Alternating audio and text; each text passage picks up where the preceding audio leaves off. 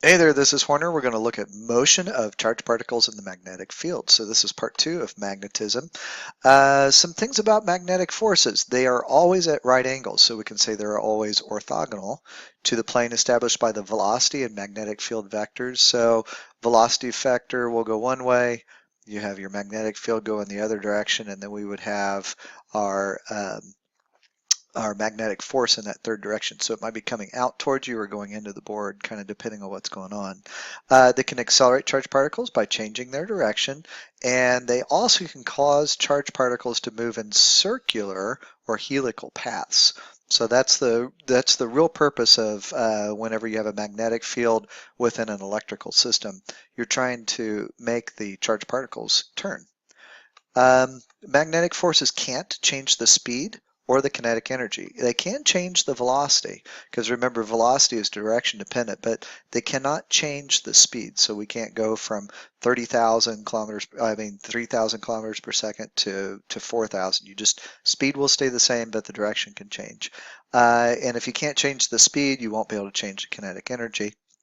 And because you can't change energy, magnetic forces cannot do work on charged particles. So there's no work being done on those, mainly because there's no energy that's being changed within them. Magnetic forces, they are centripetal. So remember centripetal acceleration. So A is equal to v squared over r. And centripetal force is therefore mv squared over r. So we know that magnetic forces cause this centripetal acceleration, which then in turn will cause a centripetal force. So those are some important things about magnetic forces. Here's our first problem. It says do a Newton's second law analysis of motion of this positively charged particle. So this little particle here, we'll say that it's just a little charged particle that has a positive charge. So we'll put a plus on the inside just to help us. That means that if it's positive, we can use the right-hand rule. If it's negative, then we would just do the opposite of the right-hand rule. So anyway, our particle here is moving to the right. We know the magnetic field. So here, let's do another diagram. Particles moving to the right, that would be our index finger. The magnetic field is a dot, so that's similar to the dot with a circle, which means that it is moving towards us. And if it's moving towards us, then the force using the right-hand rule has got to be straight down at this point. So now we can put in the magnetic force, so FB. If that's true, that means that it's pulling it towards the center. That means that this particle is going to curve, and when it gets to maybe a position right here, then that force becomes in this direction, because now your velocity is tangent to the circle. Now when we get down back to the bottom, our velocity goes tangent to the circle again. So there's our instantaneous velocity. So that's basically at this point. This one's at this point, and our force is straight in again. And then we can go over here, do the same thing. So our force is in the middle again. And then finally we come back up to the top. So just circle around is what it would end up doing. If that's true, let's treat it as second law. So we know the sum of the forces are equal to ma. Here, instead of tension holding a string inside, now we've got the magnetic force. And so we're going to remember our equation for magnetic force is Q times the velocity times B, the magnetic field, times the sine of the angle. And that's equal to mv squared over r. Now, if you notice in each of these cases, the magnetic field is perpendicular or at a 90-degree angle. So now we can get rid of the sine of the angle. That gives us QB, and we can also get rid of one velocity. So we can get rid of one of the speeds, and that gives us mv over r. And typically what we'll do with this is we want charge to mass ratio is what we'll end up getting for a lot of the problems that we'll do. So Q over M is a charge to mass, and that's a ratio, and that's equal to the speed of the particle all over the radius times the magnetic field. And that is the analysis that we would do using Newton's second law to find out how this particle would turn within a magnetic field. On the next slide, what we're going to do is we're going to do another problem, and this one says it wants to know what is the orbital radius of a proton moving at 20,000 meters per second perpendicular to a 40 Tesla magnetic field. So here we've got a positive particle. We know that if it's moving in a magnetic field that's pointing towards us, that it will go in a circle, and it's because the FB force here, the magnetic force, is centripetal. So here we're going to say we've got the sum of the forces is equal to MA, which means that the magnetic force is equal to mv squared all over r. We already know what FB is, so we don't have to put it into all of the things, but we're going to, oops, we don't know the magnetic force, we do know the magnetic field. So here we're going to go QVB, sine of the angle, and that's equal to mv squared all over r. Our velocity crosses off here. We're left with this. The sine of the angle we know is 1. It's not 0 here, it's 1 because it's a 90-degree angle. And now we're left with the radius will be equal to m times v all over q times b. So now we can find that radius. So radius here is equal to the mass of the proton, which is 1.67 times 10 to the negative 27th. That's on the back of your equation sheet.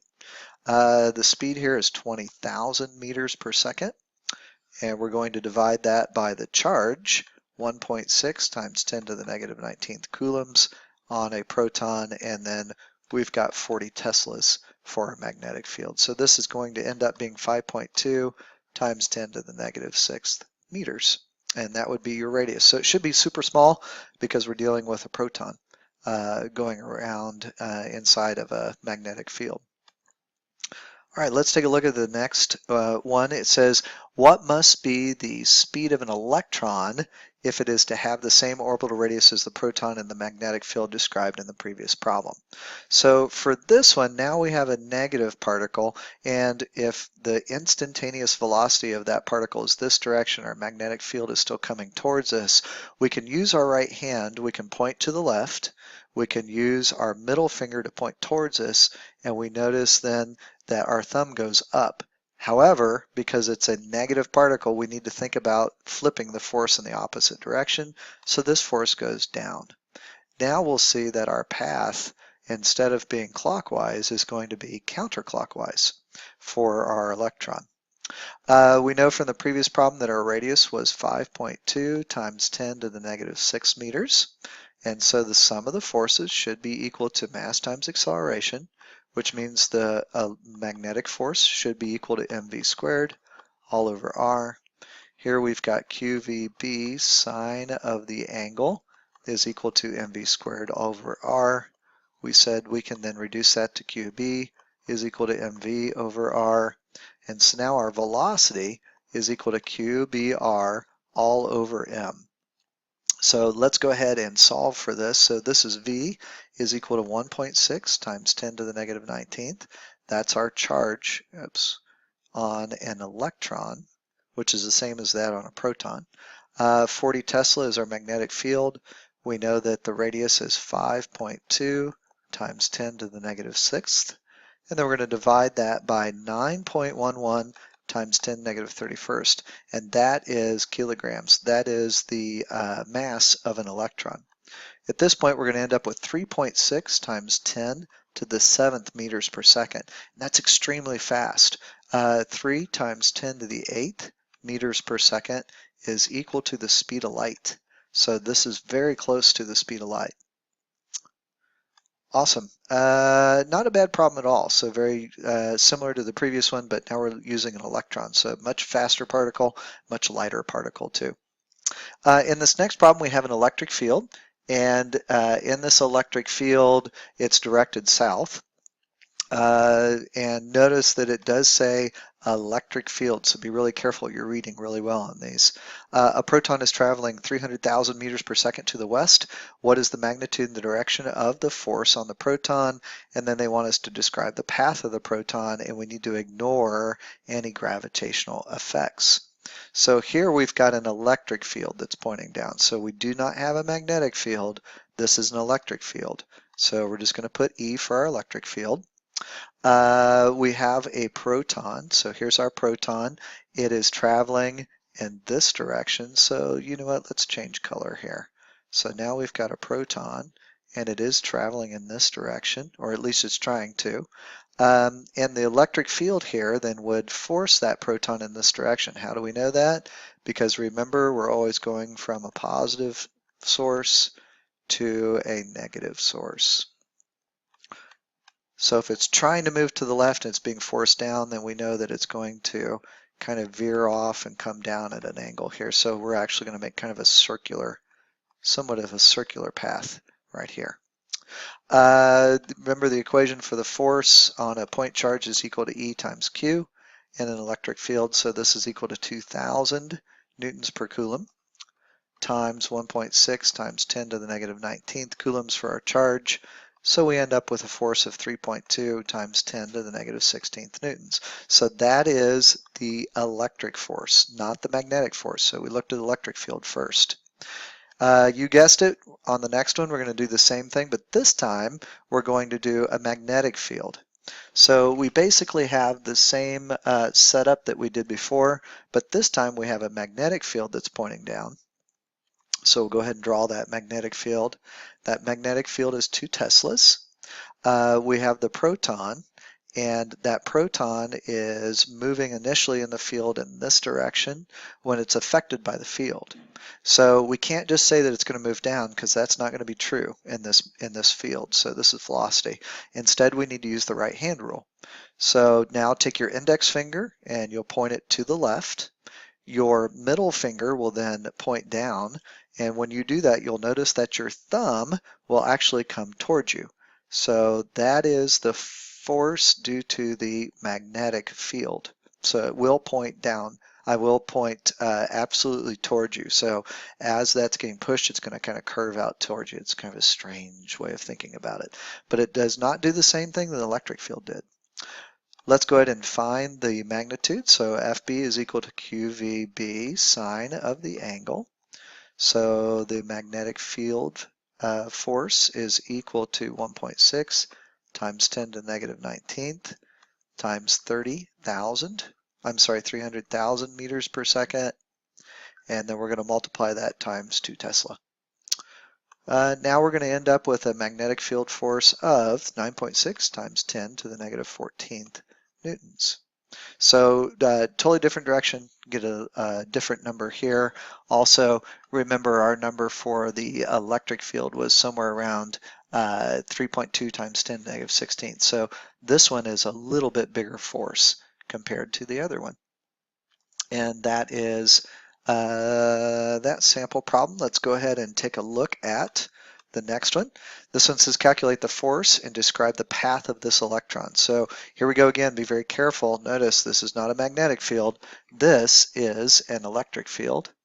And in this electric field, if your electron is moving in this direction, notice it is an electron, then we've got our plate up here would be positive in our electric field. And then our plate down on the bottom, we know it would be negative, so we don't think that that electron wants to move down in the field. Instead, that electron's going to want to move, and it will curve upwards like this. So we can do the same thing again. Fe is equal to EQ. This is equal to 2,000 newtons per coulomb times 1.6 times 10 to the negative 19th coulombs. And so here our electric field force is 3.2 times 10 to the negative 16th newtons. Alrighty, so let's go ahead and take a look at the next one.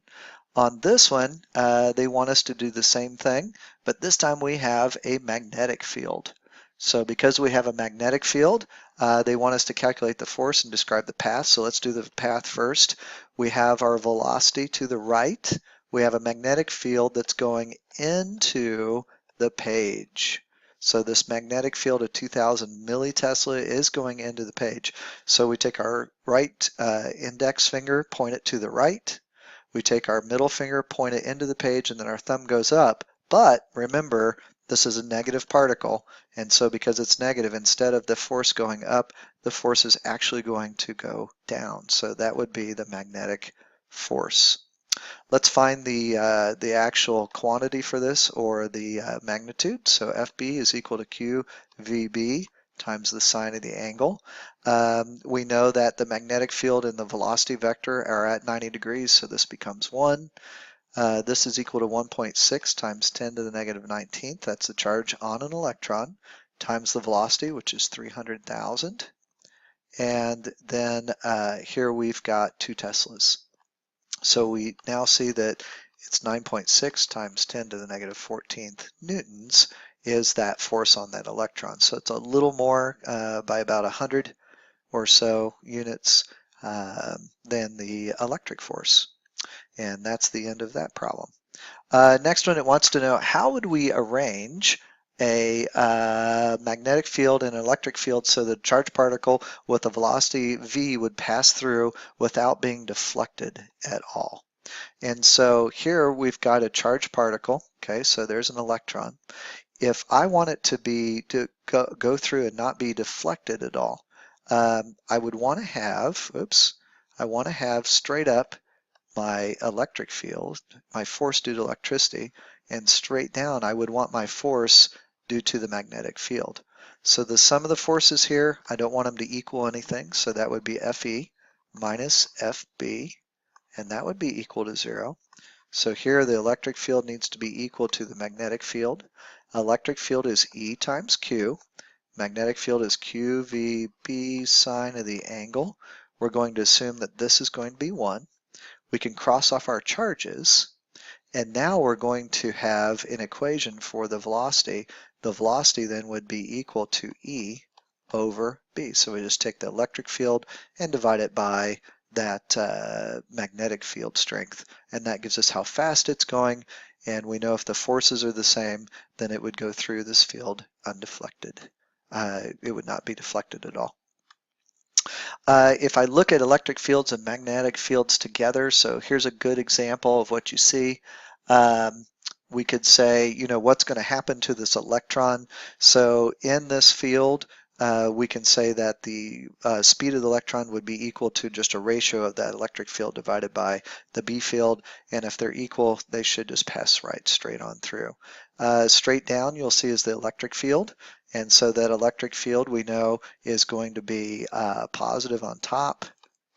So we'd have the positive plate, negative plate down on the bottom, which means that the electron would want to go this way due to the electric field, but our B field, it would want to curve in the opposite direction because it would want to do that. They cancel out, and that electron just moves from left to right. So that's just another picture of the same thing that we've been doing. In the next problem, this one's a little bit more complicated, but still very doable. It's found that protons traveling at about 20,000 meters per second pass undeflected through the velocity filter below. So a velocity filter just makes sure that we can get those things going through at a particular speed without having any deflection at all. They want to know what's the magnitude and direction of the magnetic field between the plates. And so we do know that we have an electric field between the plates.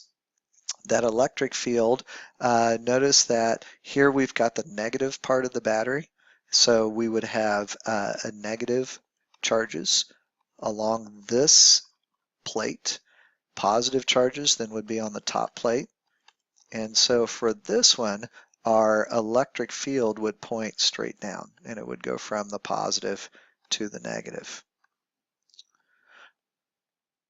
Okay, and so now if we have that, we know that that's going to create a we know that it's going to the right.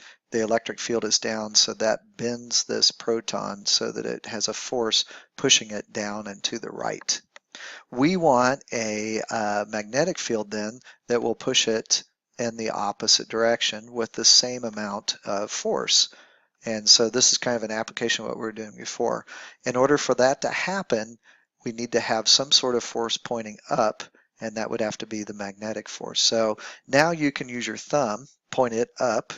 We can point our index finger in the to the right. That's the so this would be our thumb. So that's our thumb. This would be our index finger. And then our middle finger, you'll notice, will point straight into the page. So we say that the magnetic field needs to be pointing into the page. So there's our direction. They also wanted us to figure out what is the magnitude. So to find the magnitude, that's just the sum of the forces is equal to 0. We know the sum of the forces is equal to EQ, which is equal to QVB. Oops, QVB, sine of the angle. So here we've got the electric force is equal to the magnetic force. And that's because if you take the electric force and subtract the magnetic force, you'll get 0. So that's essentially, I've kind of done it here a little bit backwards, but nonetheless, we can now get rid of the sine of the angle since we know that that's 1. We can also get rid of the charges, so those go away. We also know that E, so this electric force, is equal to the change in voltage over the distance, okay, over the plate separation. And that's equal to, now we've got that V times B, because we said E is equal to VB. We did that earlier up here. Now what we can do is go ahead and rearrange our equation, and we would find out that now we will have V is equal to the change in potential. So this is not velocity. Sorry, that's change in potential. And let's put a little mark on this just to make it velocity. Change of potential over the velocity times the distance. If you plug all your numbers in here for the change of potential, which is 400, that velocity is 20,000. And then our change of position here, let's just call it 0.02 meters. I don't think that was in, so we're going to call it 0.02. We will end up with 1 Tesla. So just 1.0 Teslas. And that is the problem with this velocity filter. And that's the end of this section.